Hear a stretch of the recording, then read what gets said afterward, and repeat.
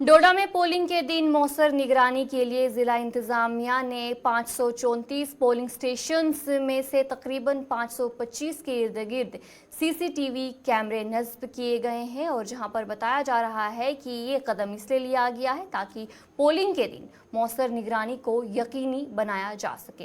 जिला इंतजामिया डोडा ने इंतखाबात को शफाफ बनाने के लिए ये कदम लिया है और हमारे नुमाइंदे वसीम गतू ने डीसी डोडा से खास बातचीत की है, जिस दौरान डीसी डोडा ने अवाम से 18 सितंबर को वोट डालने की अपील की है ताकि वो जमहूरियत का हिस्सा बन सके।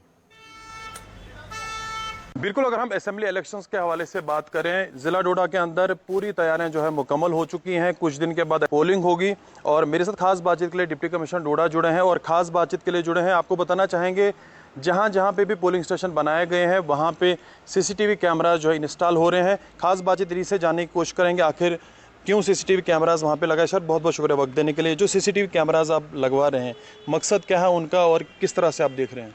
शुक्रिया वसीम जी। आपको बताना चाहूँगा कि हमारे 534 पोलिंग स्टेशन है पूरी डिस्ट्रिक्ट में और इन 534 पोलिंग स्टेशन में 524 ऐसे पोलिंग स्टेशन हैं जहाँ पे नेटवर्क की अवेलेबिलिटी है।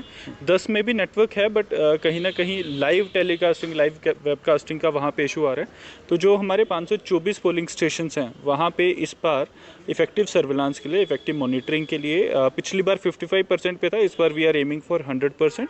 तो उन सब पे कैमरेस लग रहे हैं और उनको पूरा 24/7 मॉनिटर किया जाएगा on the polling day, that is on 19th आपने मेंशन किया।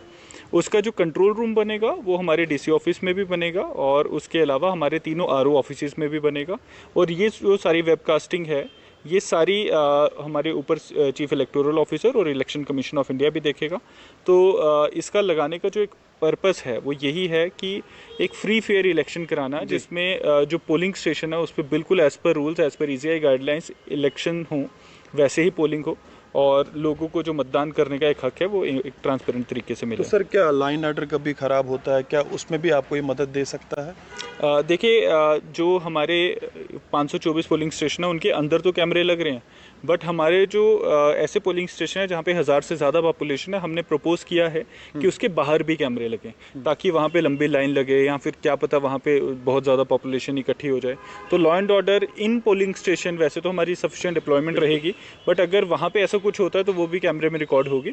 बट जो आप लॉ एंड ऑर्डर का कंपोनेंट बता रहे हैं उसके बारे में बताना चाहूँगा कि हमारे डिस्ट्रिक्ट में 27 फ्लाइंग स्क्वाड्स और 27 स्टैटिक सर्वेलेंस टीम्स काम कर रही हैं। जो 27 फ्लाइंग स्क्वाड है हर एक को वीडियोग्राफर मिला हुआ है। तो कहीं पे भी कोई भी जलसा होता है, कहीं पे भी कोई भी एक्टिविटी होती है, चाहे पॉलिटिकल हो या कुछ भी कोई भी गैदरिंग होती है, उस सबको पूरा रिकॉर्ड किया जाता है। ना सिर्फ ये, हमारे पास वीडियो सर्विलेंस टीम्स हैं 6 इन द डिस्ट्रिक्ट, 2 पर असेंबली कॉन्स्टिट्यूंसी।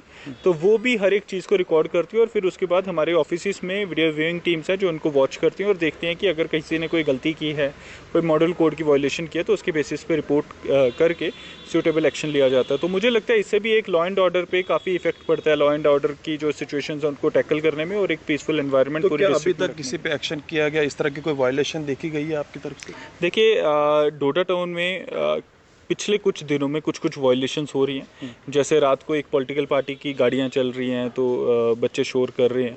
वो सारी चीज़ों को उनको पॉलिटिकल मीटिंग्स में बुला के उनको पूरा सजेशंस दे के, एडवाइजरीज दे के, पूरा समझा के कि MCC है क्या। उसके बावजूद अगर कुछ पार्टीज़ ऐसी गलतियाँ कर रहे हैं तो उस पर FIRs लग रही हैं और ऐसा डोडा शहर में मोस्टली और गंदोह में देखा गया। तो क्या ये जो CCTVs आपने लगाए हैं कितना ज़्यादा मदद आपकी देगा? क्या इसके लिए कोई शहर के अंदर भी कोई कंट्रोल रूम वगैरह आपने बनाया हुआ है? देखिए, जो ये CCTV मैं आपको बता रहा हूँ जो स्टैटिक सर्विलेंस टीम के लगे हैं एट 9 लोकेशंस, जिसमें हमारे तमाम जो इंटर डिस्ट्रिक्ट बॉर्डर हैं और हमारा जो एक चंबा के साथ इंटर UT स्टेट बॉर्डर है, तो वो सारी चीज़ें प्रॉपरली मॉनिटर हो रही हैं और उसमें जो भी गाड़ियाँ चेक हो रही हैं वो पूरा CCTV सर्विलांस में हो रही हैं।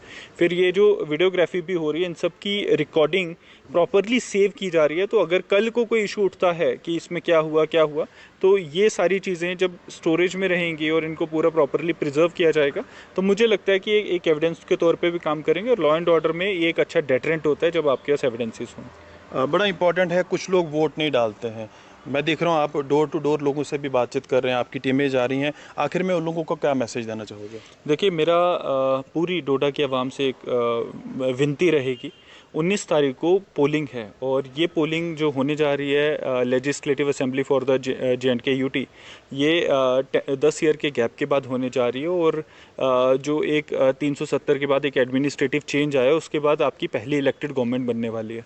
तो ये इलेक्टेड गवर्नमेंट कैसे J&K को एक नई दिशा दिखाएगी और कैसे आपकी जो एक 5 साल का पीसफुल टेन्योर और जो आपने देखा वो सारी चीज़ों में इसको आगे कैसे लेके जाना है, पर कैपिटा इनकम कैसे बढ़ानी है, वो सारे आपके चुने हुए नुमाइंदे आपकी सरकार में डिसीजंस लेंगे और प्लान्स बनाएंगे।